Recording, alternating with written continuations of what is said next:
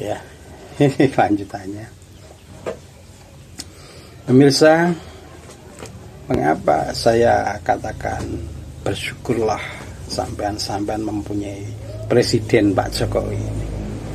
Karena saya sangat yakin bahwa Pak Jokowi sangat-sangat memikirkan masyarakatnya, ya, bahkan terhadap pembencinya, sangat memikirkan nasib masyarakatnya, bahkan sampai yang pembencinya. Oleh karena itu, jarang sekali ada pemimpin yang mempunyai hati yang sedemikian sabar, demikian berbesar hati untuk menerima penghinaan-hinaan dari masyarakatnya, yang harusnya masyarakat ini tahu, ya.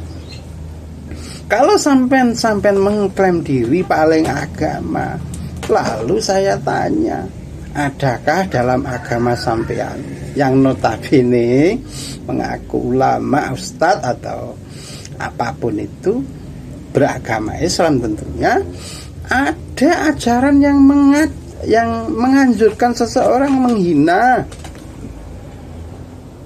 Oleh karena itu, karena dalam ajaran Al-Quran tidak ada anjuran untuk menghina, bahkan justru dilarang. Tentunya kalau ada ulama atau ustadz atau siapa itu yang mengajarkan kebencian, mengajarkan intoleransi, mengajarkan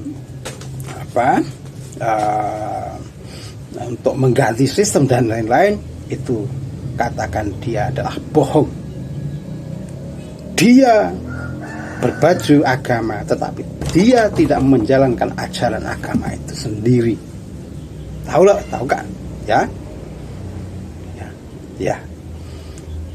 Bahwa dalam ajaran Al-Quran tidak ada yang menganjurkan, bahkan memerintahkan untuk membenci sesama.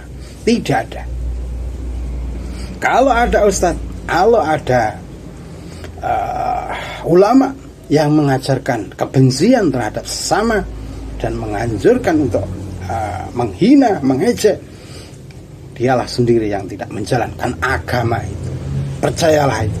Kenapa? Dalam Al-Quran tidak ada ajaran yang mengajarkan sesamanya untuk saling menghina. Wala tabaghadu, ya. Ayat Al-Quran, wala yaghtab ba'dukum ba'dha. Inilah ayat-ayat yang menerangkan bahwa janganlah kamu membenci satu dengan yang lainnya. Ini sudah jelas dalam Al-Quran.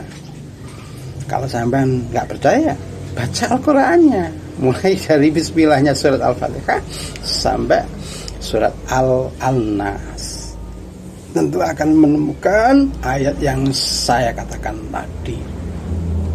Oleh karena itu, bersyukurlah bahwa sampean mempunyai presiden yang begitu mencintai rakyatnya. Coba bandingkan dengan gubernur DKI yang sampean pilih dengan dengan mengusung masalah ayat dan mayat. Coba bandingkan, masa dari 90 triliun APBD yang digelontorkan oleh pusat, tentunya dia hanya membantu 130-an miliar toh. Hanya berapa persen itu? Tidak ada setengah persennya. Coba, yang jelas-jelas seperti itu masih kau dukung juga, kamu sanjung-sanjung, ya. Ini penilaian yang tidak adil sama sekali.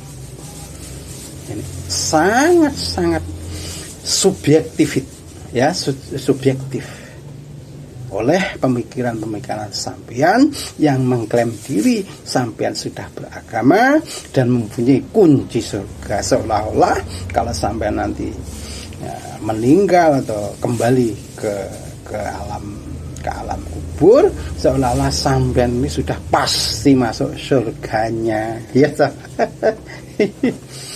Ini oleh karena itu sampean-sampean yang masih belum mempunyai pegangan, akhirnya terombang-ambing, ya saya katakan bahwa apapun yang diajarkan untuk membenci sesama tidak diajarkan dalam Al-Quran, tentunya oleh Allah, tentunya, ya toh.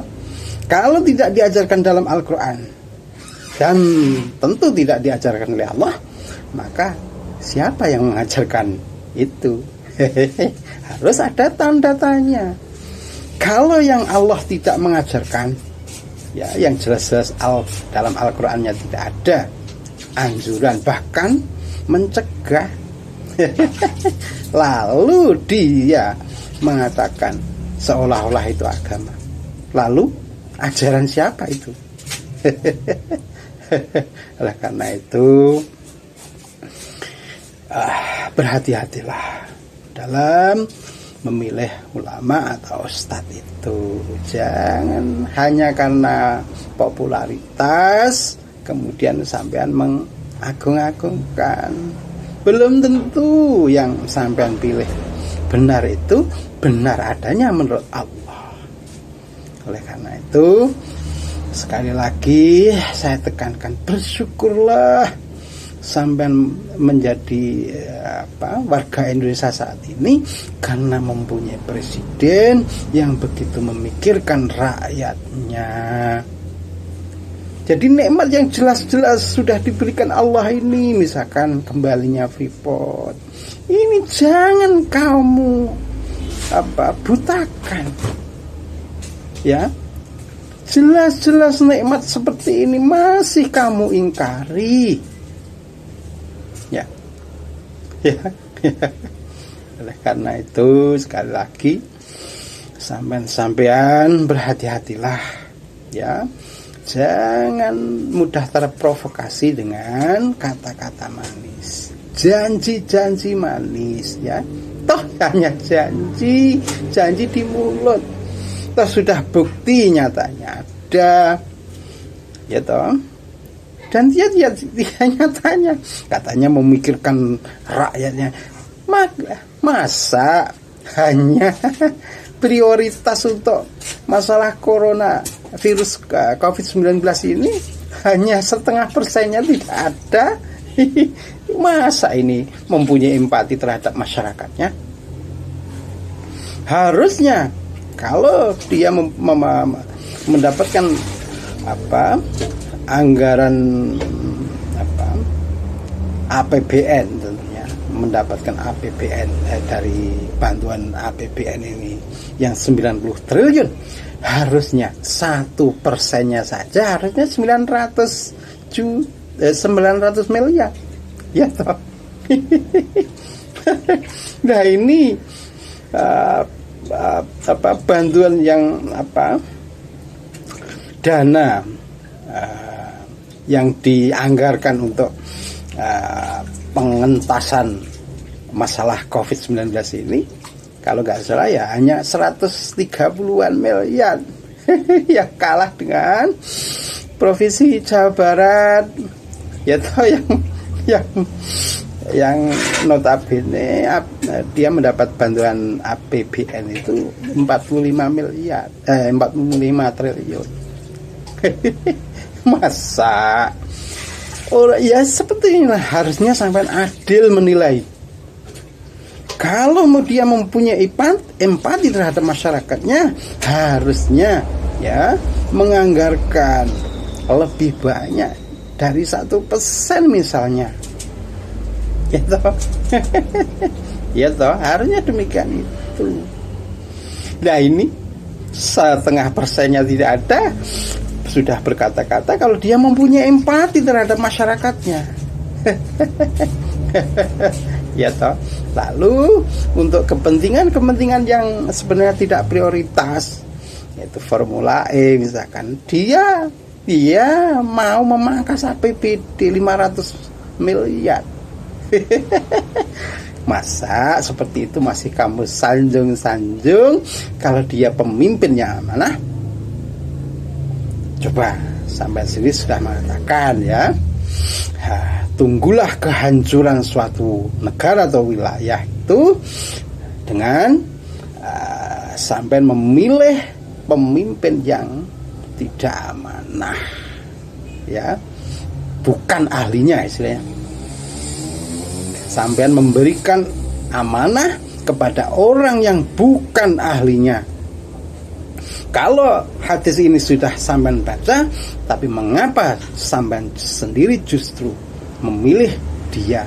Karena ya hanya menurut sampean, ego sampean itu menyenangkan. Demikian ulasan saya. Bersyukurlah terhadap